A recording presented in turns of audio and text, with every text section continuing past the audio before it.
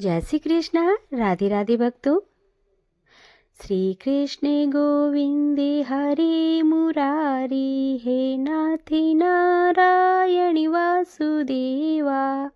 आज हम माघ मास के तीसरे अध्याय का श्रवण करेंगे। पहला व दूसरा अध्याय आपने जरूर सुना होगा। अब हम आज तीसरे अध्याय को सुनेंगे। राजा दिलीप कहने लगे कि हे महाराज, यह पर्वत कितना ऊंचा और कितना लंबा व चौड़ा है। तब वशिष्ठ जी कहने लगे कि 36 योजन यानी 1 योजन 4 कोस का होता है। ऊंचा ऊपर चोटी में 10 योजन चौड़ा और नीचे 16 योजन चौड़ा है। जूहरी, चंदन, आम, मदार, देवदार और अर्जुन के वृक्षों से सुशोभित है। दुर्भिक्ष जो दुखी होकर इस सुंदर पर्वत को और फल फूलों से परिपूर्ण देखकर भृगु ऋषि वहीं रहने लगे और वहां पर कंदराओं, वनों और उपवनों में बहुत दिनों तक तप करते रहे। इस प्रकार जब भृगु ऋषि वहां पर अपने आश्रम पर रह रहे थे तो एक विद्याधर अपनी पत्नी सहित उतरा। वह अत्यंत दुखी थे। उन्होंने भृगु ऋषि को प्रणाम किया और ऋषि ने बड़े मीठे स्वर में उनसे कहा कि हे विद्याधर, तुम बड़े दुखी दिखाई दे रहे हो, इसका क्या कारण है। तब विद्याधर कहने लगा कि महाराज, पुण्य के फल को पाकर, स्वर्ग पाकर तथा देवतुल्य शरीर पाकर भी मेरा मुख व्याघ्र जैसा है। यही कारण है मेरी दुख और अशांति का। न जाने किस पाप का फल यह है कि मेरा मुख इस प्रकार से है। मेरे चित्त की व्याकुलता और दूसरा कारण भी सुनिए। यह मेरी पत्नी अति रूपवती, मीठा वचन बोलने वाली, नाचने और गाने की कला में अति प्रवीण, शुद्ध चित्त वाली, सातों सुरों वाली वीणा को जिसने अपने कंठ से गाकर नारद जी को प्रश्न किया, नाना स्वरों के नाद से वीणा बजाकर कुबेर को प्रश्न किया, अनेक प्रकार के नाच ताल से शिवजी महाराज भी अति प्रसन्न और रोमांचित हुए। शील, उदारता, रूप तथा यौवन में स्वर्ग की कोई अप्सरा भी इस जैसी नहीं है। कहाँ ऐसी चंद्रमुखी स्त्री और कहाँ में व्याघ्र मुख वाला। यही चिंता सदैव मेरे हृदय को जलाती है। विद्याधर के ऐसे वचन सुनकर तीनों लोगों के भूत, भविष्य व वर्तमान की बात जानने वाले तथा दिव्य दृष्टि वाले ऋषि कहने लगे कि हे विद्याधर, कर्म के विचित्र फलों का प्राप्त होकर ज्ञानी पुरुष भी मोह को प्राप्त हो जाते हैं। मक्खी के पैर जितना विष भी प्राण लेने वाला हो जाता है। छोटे छोटे पापों का फल भी अत्यंत दुखदायी हो जाता है। तुमने माघ मास की एकादशी का व्रत करके द्वादशी न आने तक शरीर में तेल लगाया, इसी पाप कर्म से व्याग्र हुए हो। एकादशी के दिन उपवास करके द्वादशी को तेल लगाने से राजा पुरुरवा ने भी कुरूप शरीर पाया था।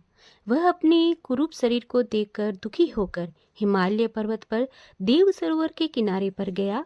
प्रीतिपूर्वक शुद्ध स्नान कर कुशा के आसन पर बैठकर भगवान कमल नेत्र, शंख, चक्र, गदा, पद्म के धारण किए हुए भगवान विष्णु का चिंतन करते राजा पुरुरवा ने 3 मास तक निराहार रहकर भगवान का चिंतन किया।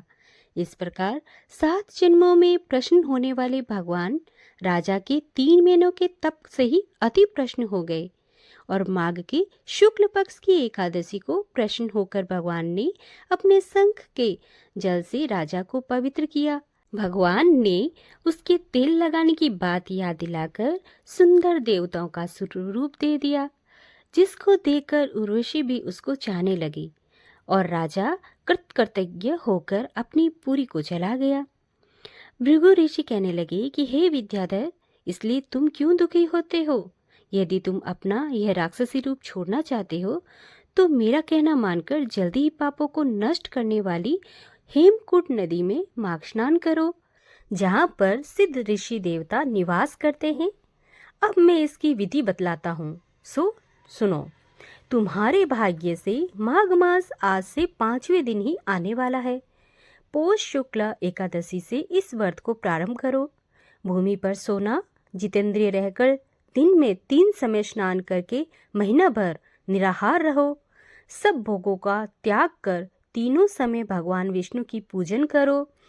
जब तुम द्वादशी को शिवजी का स्तोत्र तथा मंत्रों से पूजन करोगे तो तुम्हारा मुख कामदेव के समान हो जाएगा और देवता भी तुम्हारा मुख देखकर चकित हो जाएंगे और तुम अपनी पत्नी के साथ सुखपूर्वक क्रीड़ा करोगे।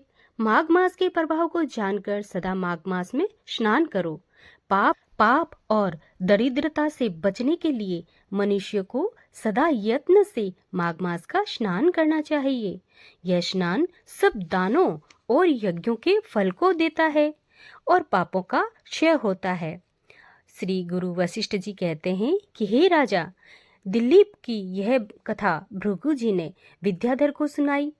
माघ योगों से भी बढ़कर तथा यज्ञों से भी बढ़कर गर्जना करता है। पुष्कर, कुरुक्षेत्र, ब्रह्मावर्त, काशी, प्रयाग तथा गंगा सागर जैसे संगमों से मनुष्य को जो फल 10 वर्ष में मिलता है, उतना ही फल माघ मास में स्नान करने से 3 दिन में ही मनुष्य को मिल जाता है।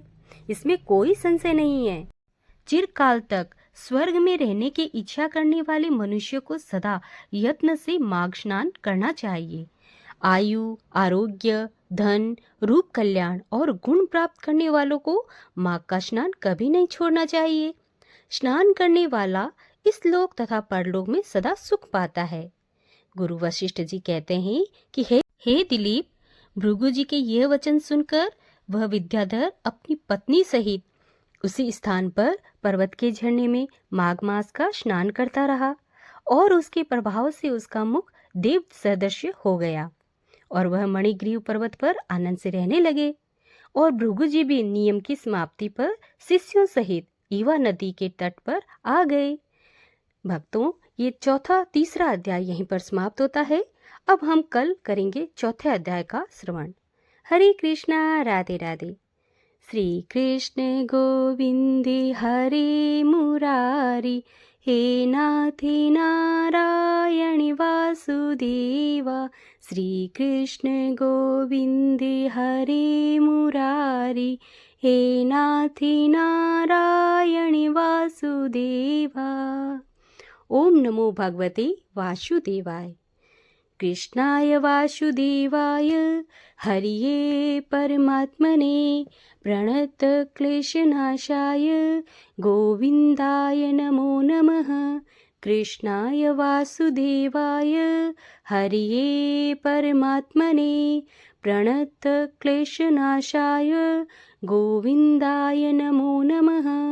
कृष्णाय वासुदेवाय हरिये परमात्मने प्रणत क्लेशनाशाय गोविन्दाय नमो नमः। कृष्णाय वासुदेवाय देवकी नन्दनाय च नन्दगोपकुमाराय गोविन्दाय नमो नमः। हरे कृष्णा, राधे राधे।